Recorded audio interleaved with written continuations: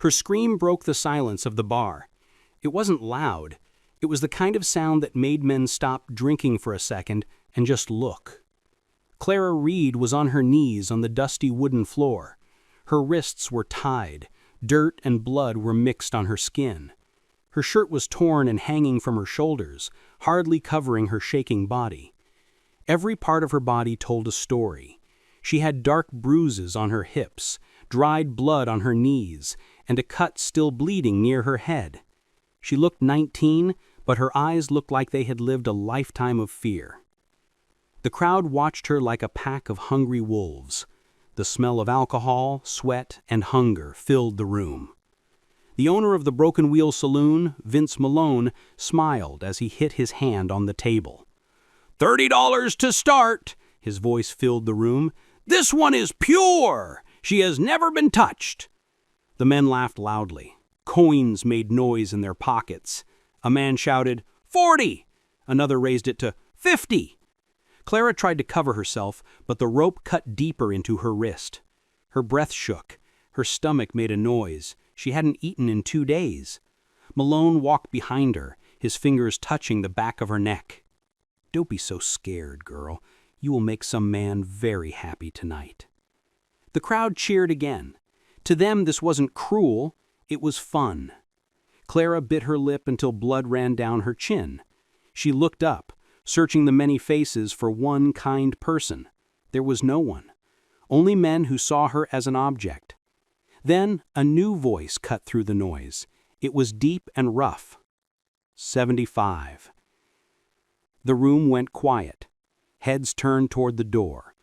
A tall man stood there. He had sunburned skin, dust on his boots, and a calm look that didn't fit the wild room. His name was Elias Thorne. He was a rancher from 10 miles away, known to live alone since his wife died years ago. He had just sold a herd of cattle last week. He had more cash than he had seen in years, enough to fix his ranch. Or maybe enough to fix a mistake that had troubled him since losing his family to bandits long ago. Malone blinked. 75? Are you sure about that, old man? Elias nodded once. Cash money. The room got loud again. People were half laughing, half shocked. No one offered more money. Malone grabbed the cash, grinning widely. She's all yours! Elias walked forward, slow and careful. He untied her wrists himself. Then, without a word, he took off his coat and put it around her shaking shoulders. Her eyes met his for a moment. There was something in them he hadn't seen in years. Something like trust, though it was very weak. Outside, the wind blew dust across the empty street. Clara walked beside him, half in shock, half afraid this was just another trick. In Dry Creek, Texas, nothing good ever happened without a price. Why would a lonely old rancher spend all his money to buy a broken girl he didn't even know? The ride out of town was quiet. Too quiet. Clara sat behind Elias on the horse. She barely touched his back. She kept her eyes on the distance, afraid to look at him, afraid of what might happen once they reached his home. After a few miles, Elias slowed the horse near some large oak trees. The thick trunks cast long shadows over the dry grass. Time to rest, he said. He climbed down and untied his water bottle. Clara waited, but then followed, her bare feet touching the hot dirt.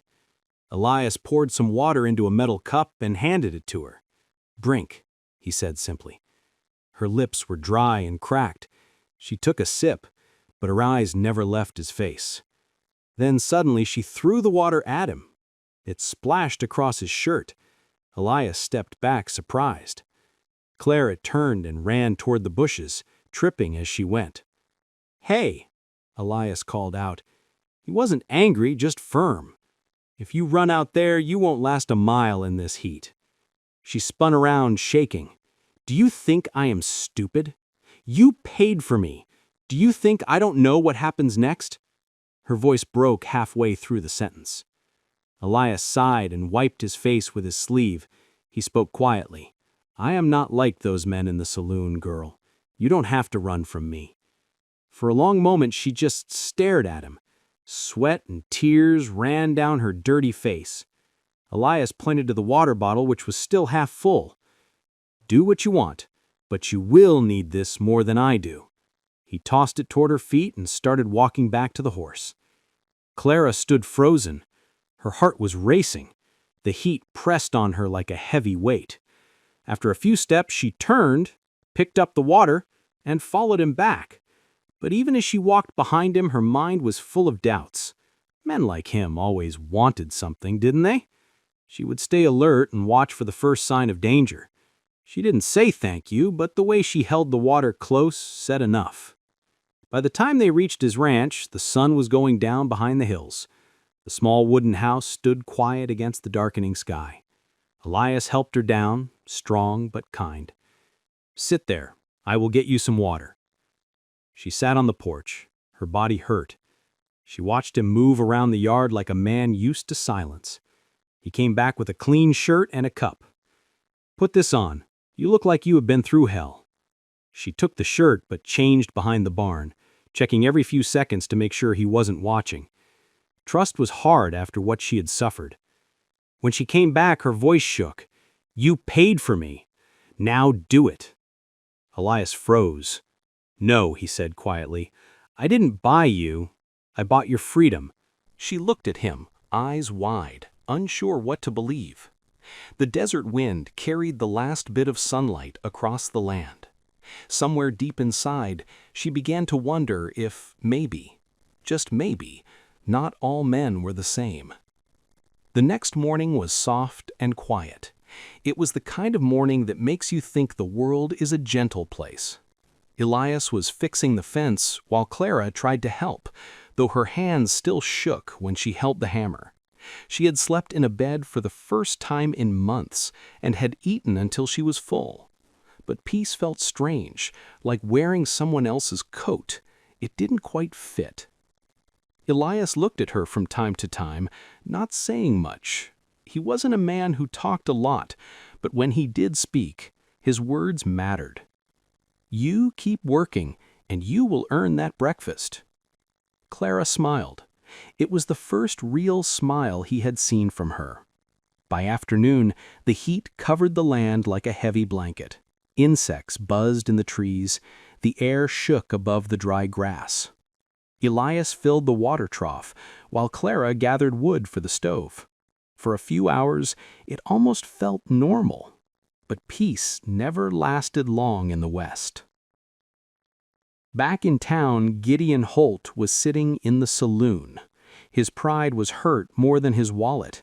Men laughed about the old rancher who paid more than him. He slammed his glass down.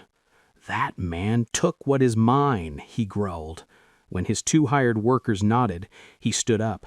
"Get on your horses. We are paying him a visit by sunset." Elias felt the wind change. It was the kind of silence that comes before trouble. His horse moved its ears forward. Clara was inside, washing dishes, humming a quiet song. Elias stepped outside, his eyes looking at the hills. A thin line of dust rose against the orange sky. Riders. He loaded his old rifle, calm as ever. Clara noticed his face change and came to the door. "What is it? Are they coming?" Elias nodded slowly. "Stay inside and lock the door. Don't open it unless you hear my voice." She wanted to argue, but something in his tone stopped her. The sound of horses grew louder. 3 shadows appeared against the fading light. Gideon Holt had found them. Holt climbed down, his boots crunching on the dry dirt. "Evening, old man," he called. "I figured we had something to settle." Elias stood tall, his rifle resting easily in his hands. The silence between them was sharp. Clara pressed her back to the wall inside, her heart racing. She had been owned, beaten, sold, and saved. But maybe the real test of her freedom was just beginning. If you have been listening this far, take a slow sip of your coffee or tea. Tell me in the comments where you were listening from and what time it is right now. And if you want to know how this fight ends, make sure you click that subscribe button so you don't miss what happens next. Because sometimes in the Wild West, surviving the night was the hardest part of all. The air was still. It was the kind of stillness that made you feel nervous. Elias stood by the fence. Across the yard, Gideon Holt smiled under his hat. It was the smile of a man who thought he had already won. Behind him, 2 riders waited, hands near their guns. "Evening, Thorne," Gideon called out. "You have something that belongs to me?" Elias kept his voice calm. "I don't think I do." Gideon stepped closer. His spurs jingled. "You think buying her at that auction makes you a hero? You aren't a hero. You are just an old fool with money to waste." He spit in the dirt. "Now hand her over before someone gets hurt." Inside the house, Clara peeked through the curtain. Her heart pounded so hard she could hear it. She wanted to run, but something inside her refused to hide anymore. She had been running all her life, and she was tired of it. Elias lifted his rifle slightly. "She is not yours. She is not mine either. She is her own person. You better ride back before you make a mistake you can't fix." Gideon's smile faded. "That girl owes me. She looked me dead in the eye when they called my name." Elias shook his head. "She doesn't owe you a single thing." The stress broke like thunder. One of Gideon's men moved his hand too fast. Elias fired. The shot echoed off the hills. The bullet hit the man's shoulder. His hat flew off as he stumbled back, dropping his gun. Gideon's smile turned into rage. He pulled out his revolver and fired. Elias dropped behind the water trough. The bullet hit the wood, breaking it inches from his head. Clara screamed and ducked behind the doorframe. "Stay down," Elias shouted, reloading. He fired again. The second bullet hit Gideon's sleeve, tearing the cloth. The 2 hired men panicked. One turned his horse and ran away. The other froze, eyes wide. Gideon cursed. "You just made a mistake, old man. You can't shoot your way out of this." Elias stood steady as a stone. "Maybe not, but I can sure try." For a moment, the world held its breath. Then Clara did something no one expected. She stepped out onto the porch, holding Elias's revolver with both hands.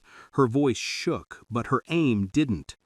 "Leave us alone. You had your chance." Gideon's eyes widened. He wasn't used to being the one who was afraid. He took one slow step back, his jaw tight. "This isn't over," he hissed.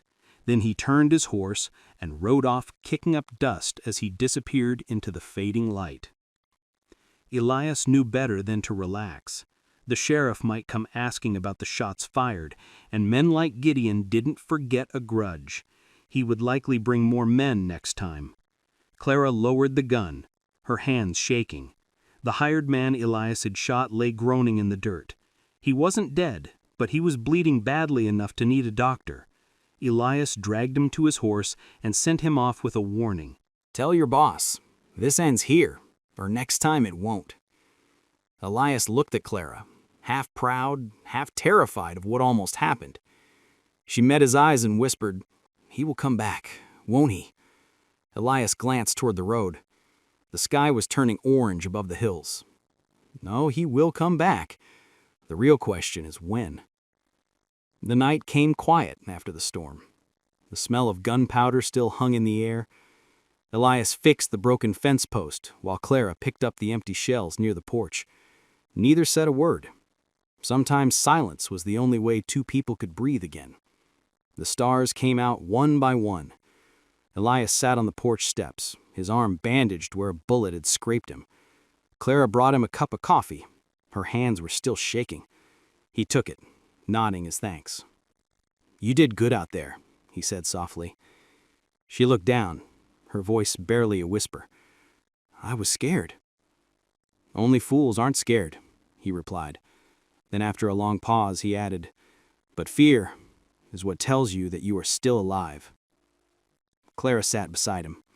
The night air smelled of dust and pine trees. For the first time, she didn't feel small. She didn't feel owned. She felt strong. A coyote howled in the distance. Elias laughed softly. I guess the word is out.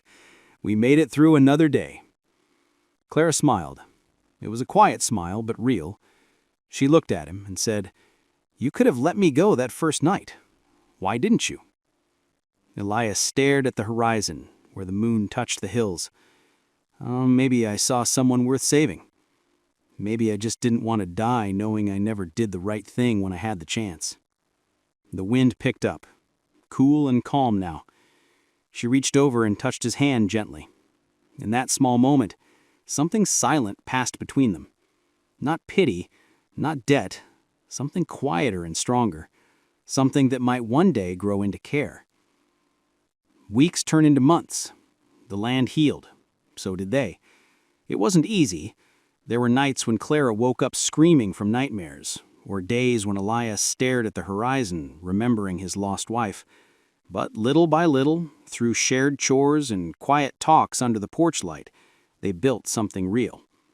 Clara helped rebuild the ranch, and Elias learned how to laugh again. He never called her a debt. He called her hope. And that made all the difference. Sometimes life out here was cruel, but sometimes it gave second chances to those brave enough to take them. And maybe that is the lesson we all forget too often. Courage isn't just drawing a gun.